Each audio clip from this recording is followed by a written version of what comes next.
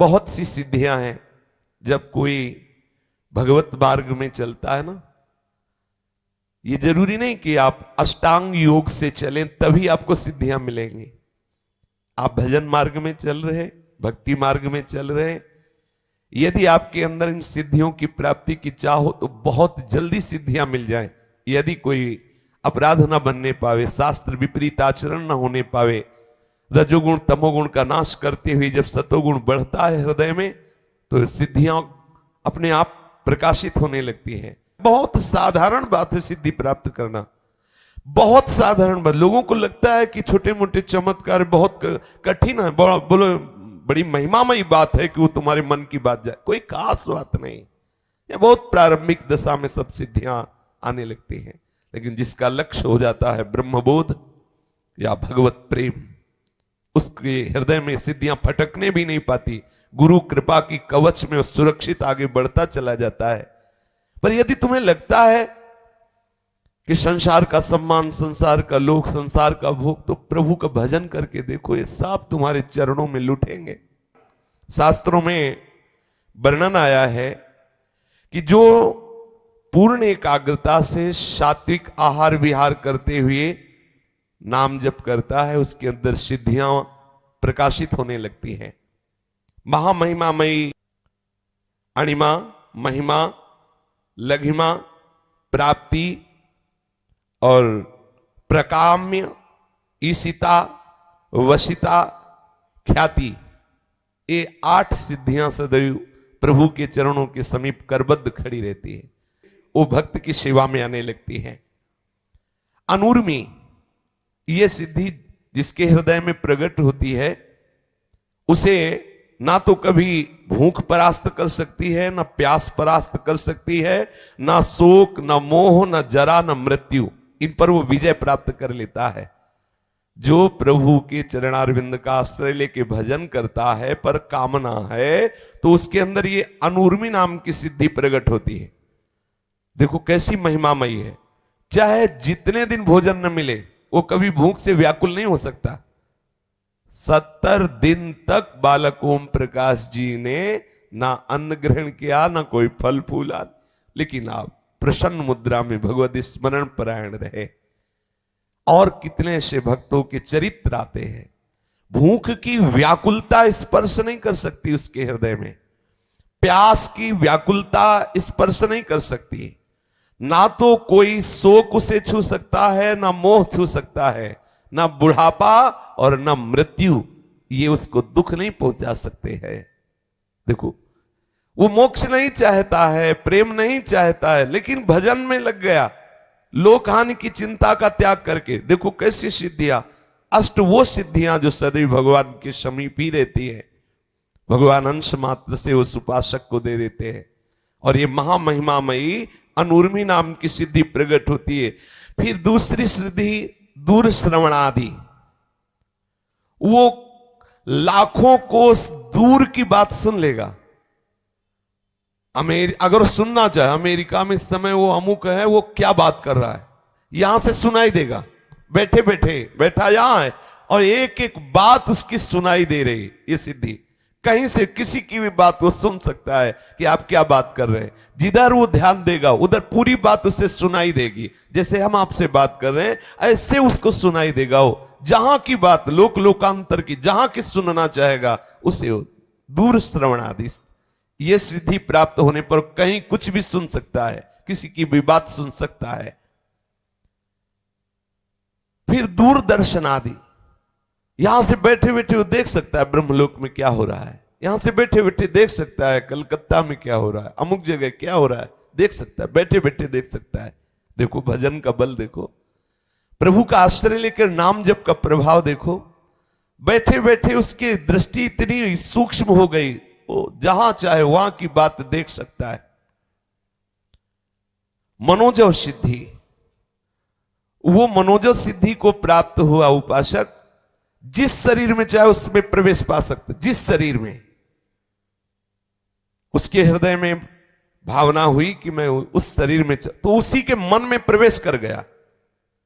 जिस शरीर में चाहे उस शरीर में, जैसे भगवान शंकराचार्य एक राजा के शरीर में प्रवेश होकर काफी दिन तक राज भोगों का अनुभव किया, उत्तर देने के लिए कि क्या होता है ये। किसी के भी मन में एक प्रसंग आता है योग वासिष्ठ में, श्री जनक जी के हृदय में एक योगिनी प्रवेश की, बहुत भजन परायण थी।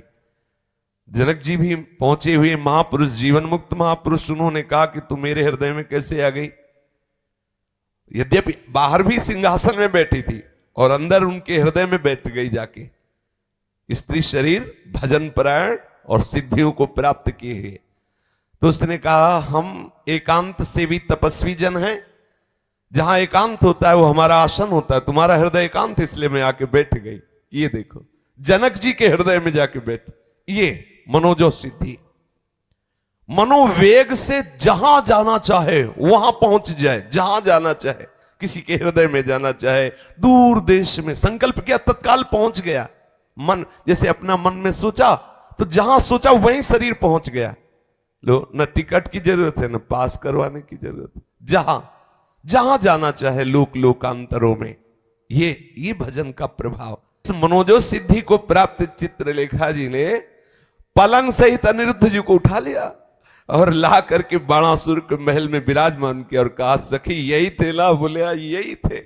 ऐसा देखो कितनी बड़ी सिद्धि भगवान के चतुर्व्यूह अवतार में, जैसे राम लक्ष्मण भरत शत्रुघ्न, ऐसे ही वासुदेव संकर्षण प्रद्युम्न और अनिरुद्ध। ऐसी महामयी मनोजो सिद्धि को उपासक प्राप्त कर लेता है।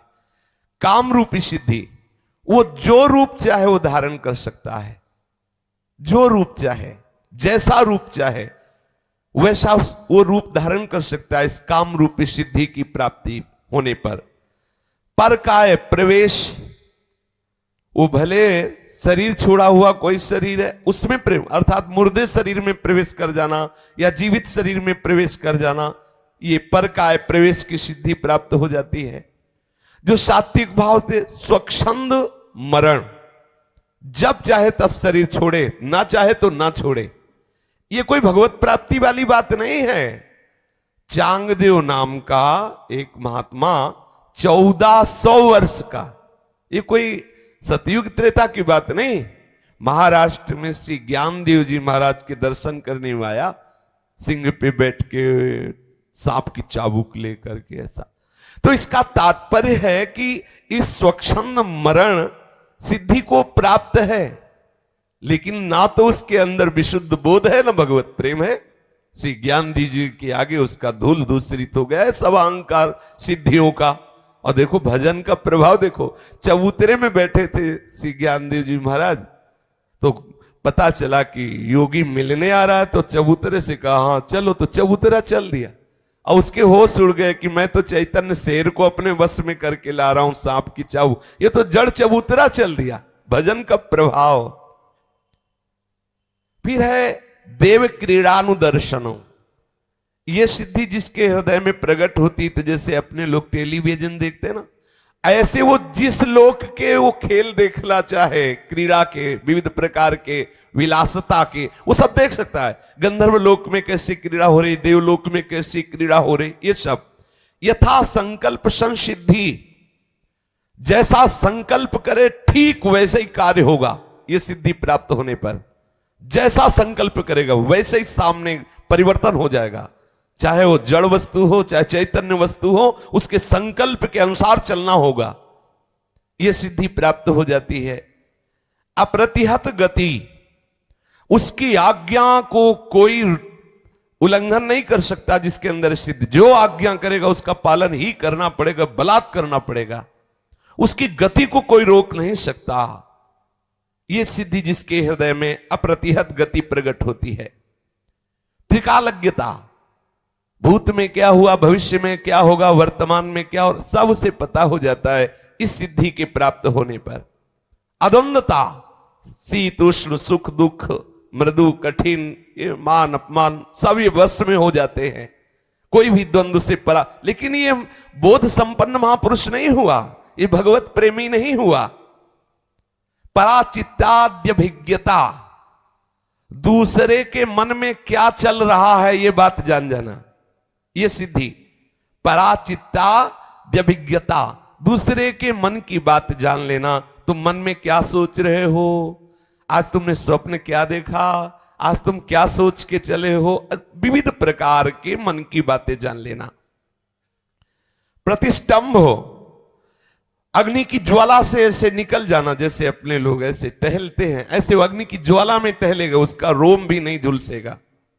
वो वायु के साथ उड़ सकता है, वो जल में ऐसे थल की तरह चल सकता है, भारी से भारी शस्त्र प्रहार होने पर उसकी त्वचा में खरोच भी नहीं होगा, भयंकर से भयंकर मारण विष पीने पर भी विष का कोई प्रभाव उसके ऊपर नहीं होगा, चाहे जितना सूर्य का ताप हो उसके शरीर में गर्मी नहीं पैदा कर सकता। ये सिद्धियां।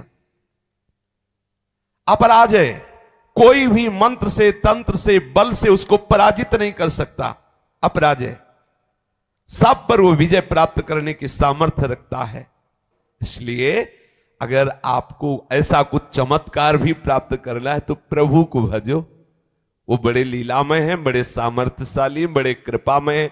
लोक हानि की चिंता ना करो, जिस मार्ग के आश्रित आप हुए हो इसमें सब सामर्थ्य विराजमान है। जो चाहोगे, जितना चाहोगे, तृप्त हो जाओगे, ऐसे तृप्त हो जाओगे कि कुछ चाहोगे ही नहीं। चल के तो देखो।